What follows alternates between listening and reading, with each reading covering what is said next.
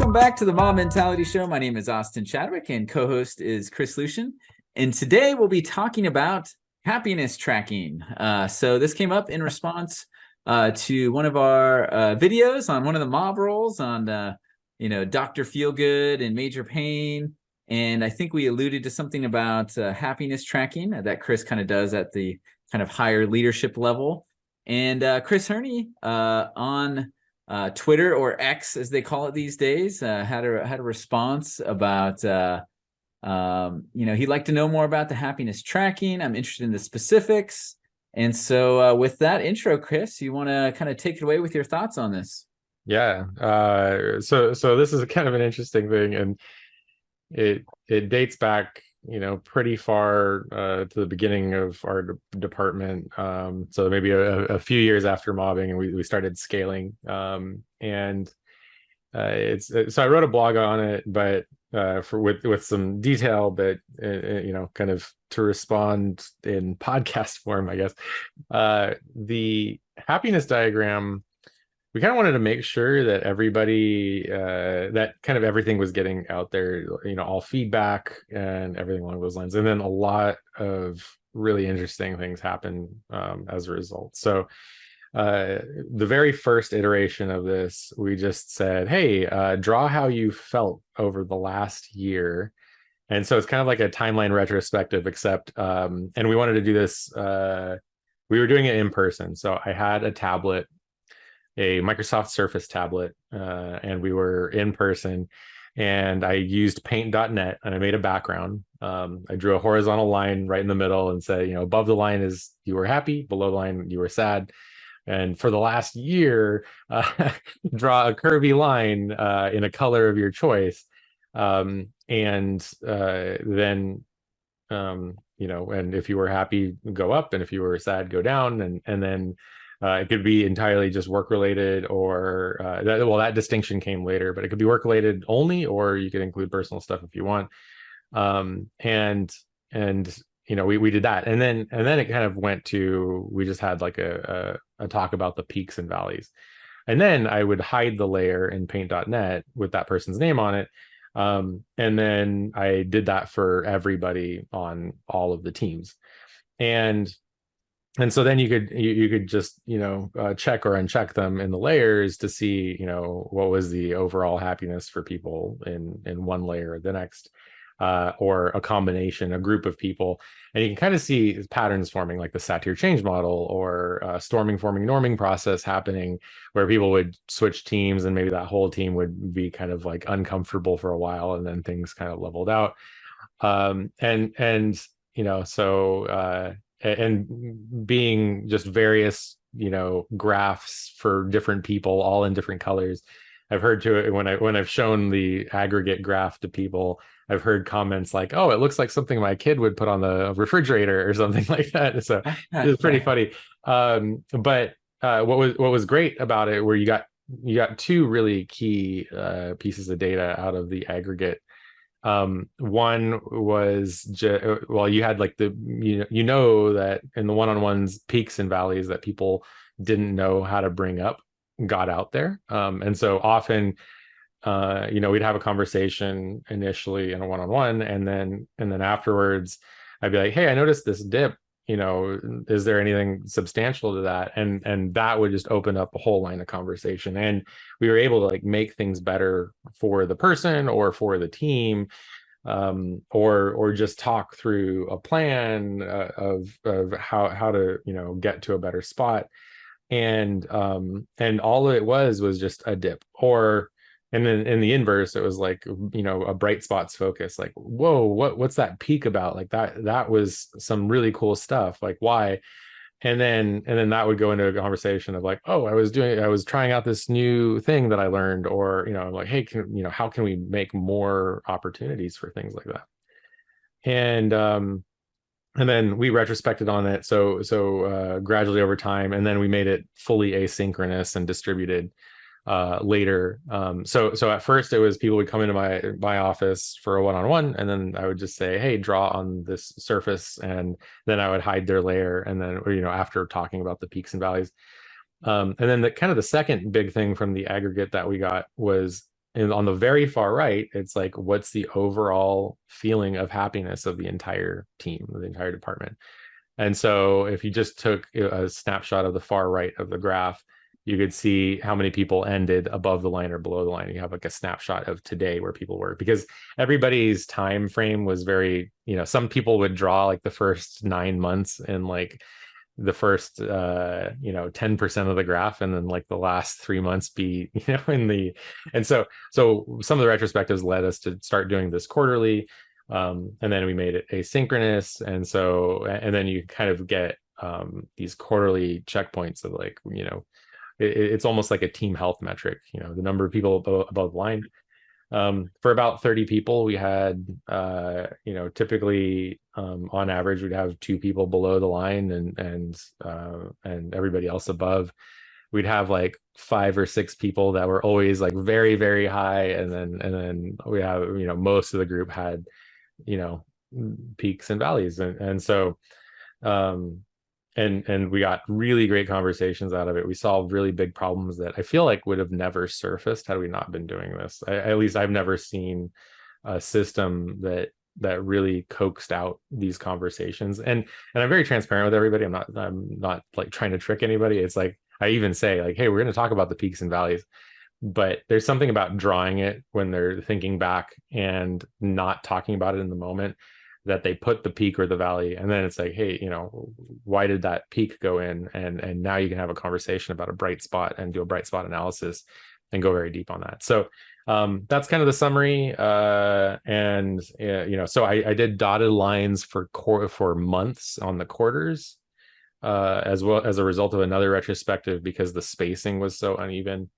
And then gradually people kind of, got it more and more over time. And it's been very helpful for that. And Austin, you've been through that process many times. Yes. I kind of on both ends of it. So I'm interested to hear your impressions as well. Yeah. And I mean, I've always found it interesting, and maybe I'll reflect on my personal experience a little bit later. I guess I had some more follow-up questions, maybe to start with, is what comes to mind first. And so I guess for me, I can see a lot of benefit from seeing things in a large aggregate, right? For like a whole large group of people, and seeing things over a long period of time.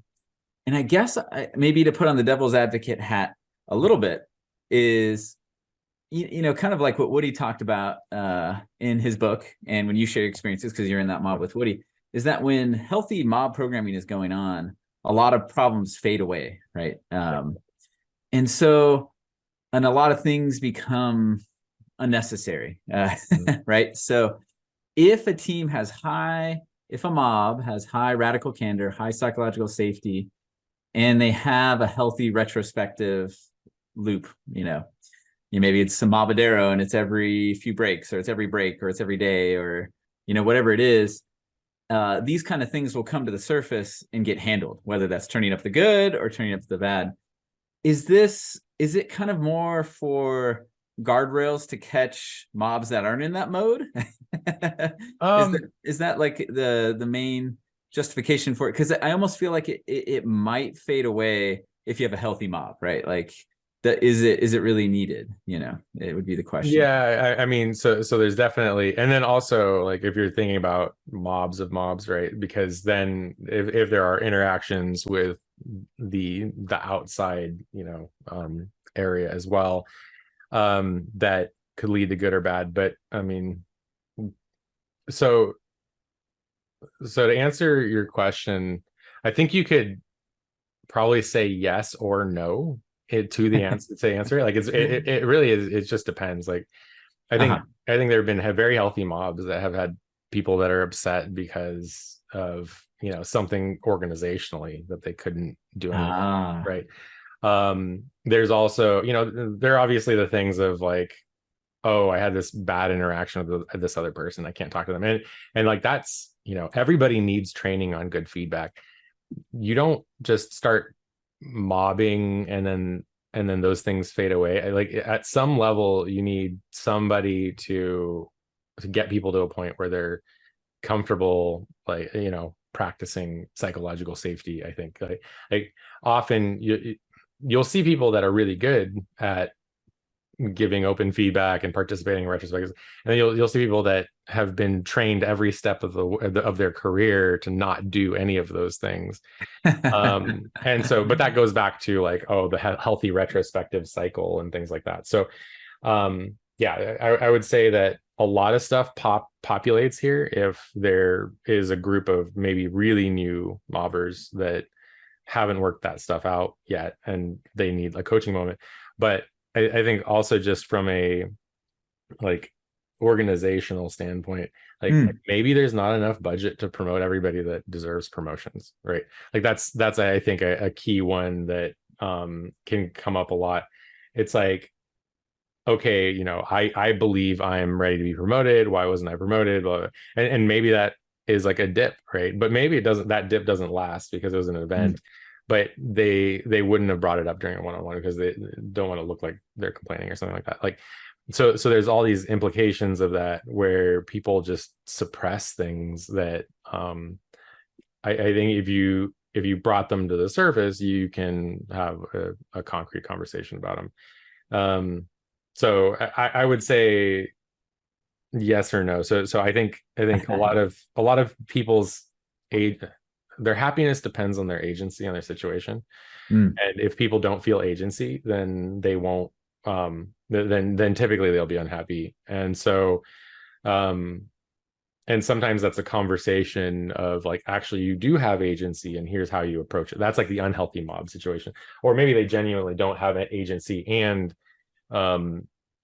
feel uncomfortable, you know, interacting with the parts of the organization that would give them, or that they need to be interacting with. And then you can have a conversation about that. Or maybe it's just something that's really bothering them at home and they're really down and they haven't communicated that because they don't want to look like they're making excuses for their own performance or something like that. Like there's all kinds of things, and a healthy mob might discuss those things, but it's still going to have impacts on their interactions and depending on how the company's structured and hierarchy and all that. Like, there's definitely nuance to all of it. So yeah, big time. And I like what you said a lot. And I think kind of putting on the kind of like patterns thinking lens, where you have like a context, a problem, and then a pattern is maybe just like a solution to a problem. It's not like the solution.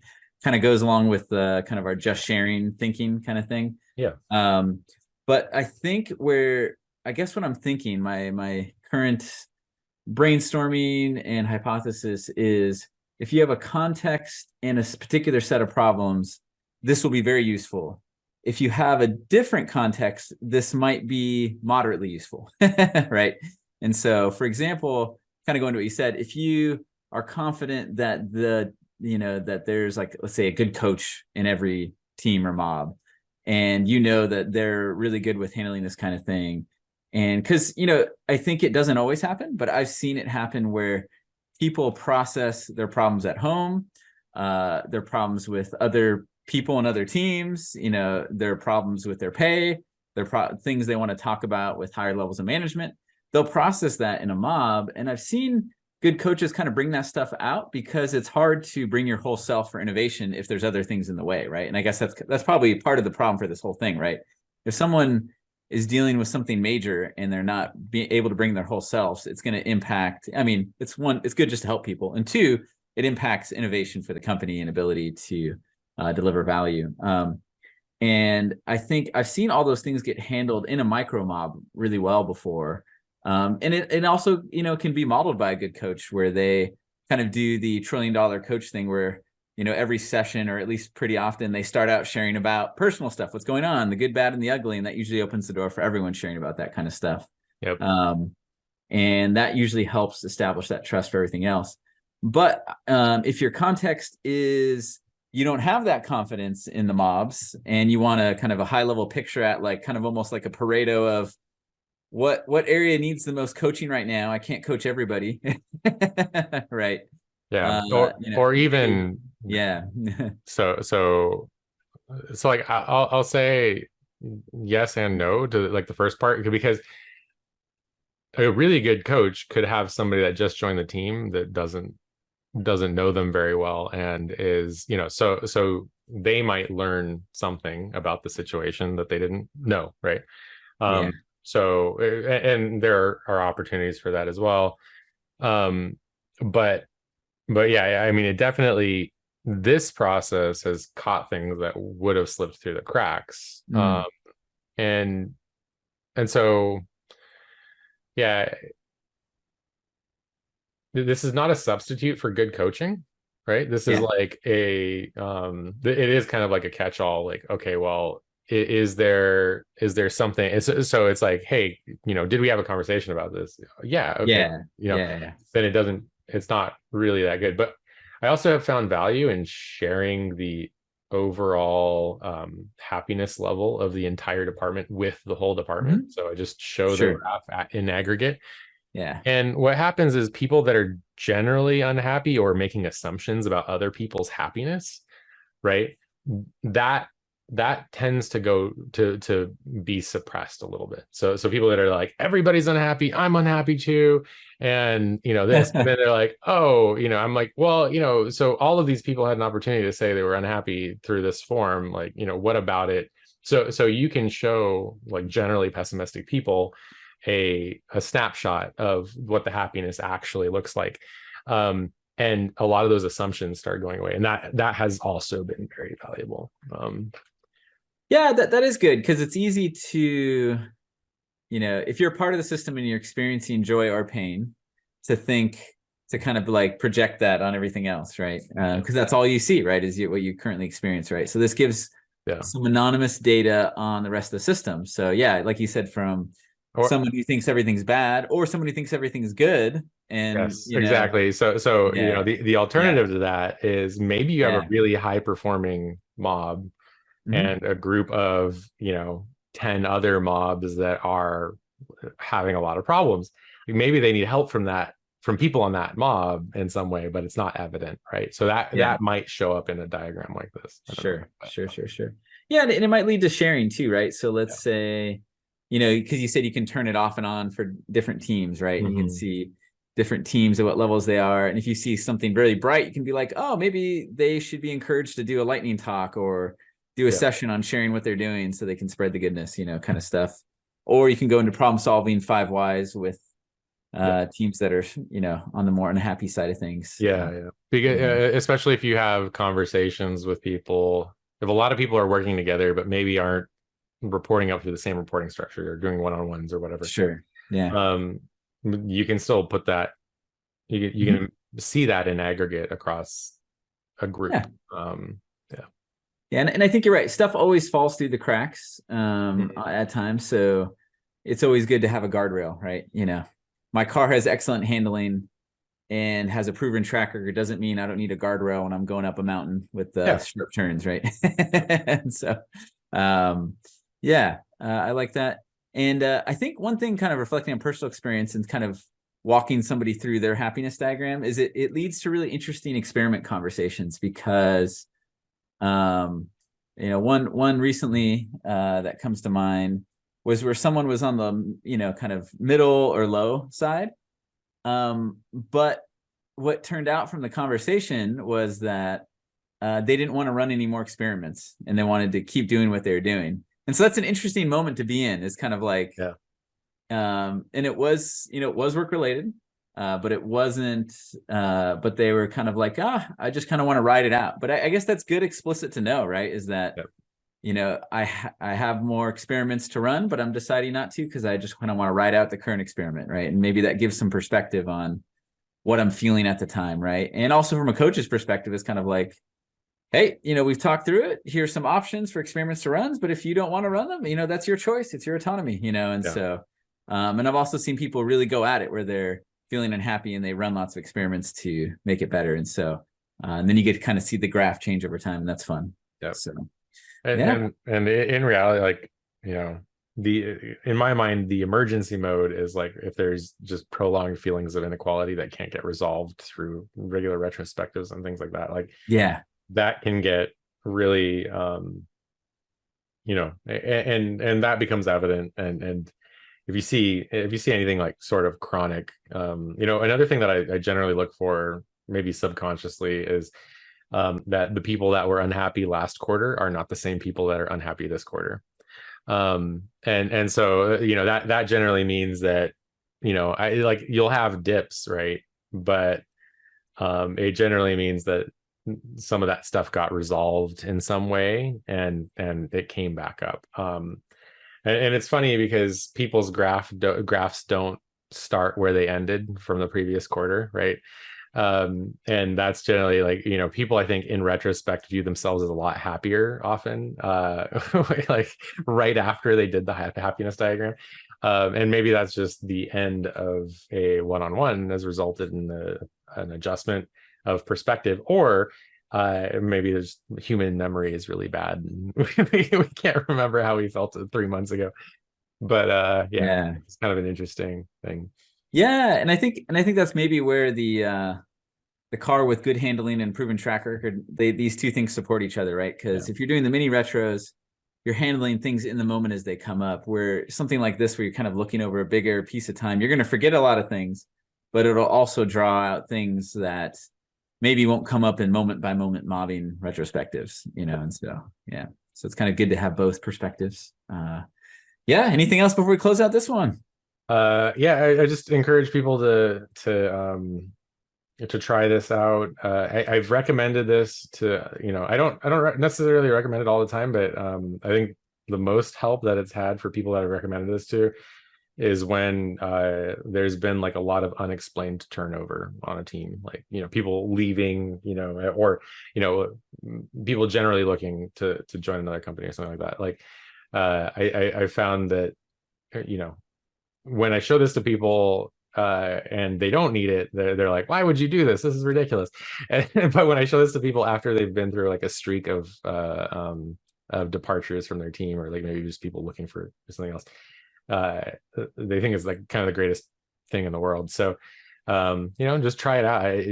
The worst that can happen is people think it's silly, and that's fine, right? But but you might find something interesting. So I just think trying it out at some point, it's been very effective for myself and the team. And so Nice. And I think two more notes on it, and then I'll shut it down. One is it's pretty lightweight to do, so it's not an expensive experiment. So for the people participating in it, it's like respond to an email or a chat thread and respond back with an image that you drew on for 5 seconds. I think it's a little more work on your side conducting it, I think, but it's not like it's taking people a huge amount of time to do this. And then the number two thing is, I think one assumption, because I'm looking up the Satir Change Model right now, and the Y part of the graph in Satir is performance, not necessarily happiness. But I feel like it'd probably be for another episode to defend why emotions are tied to performance. If you're miserable, can you perform really well? and vice versa. If you're not performing well, even if all things are great, if you're not performing well, then does that make you unhappy, right? Yeah, exactly. Right on. Well, thank you all for hearing our takes on kind of tracking happiness and tracking the Satir Change Model. And please like and subscribe. We'd love to hear what your thoughts, your questions, your passion on this subject in YouTube, Twitter, LinkedIn, and more. And mob on and have a good one until next time. Talk to you later. Bye. Everybody.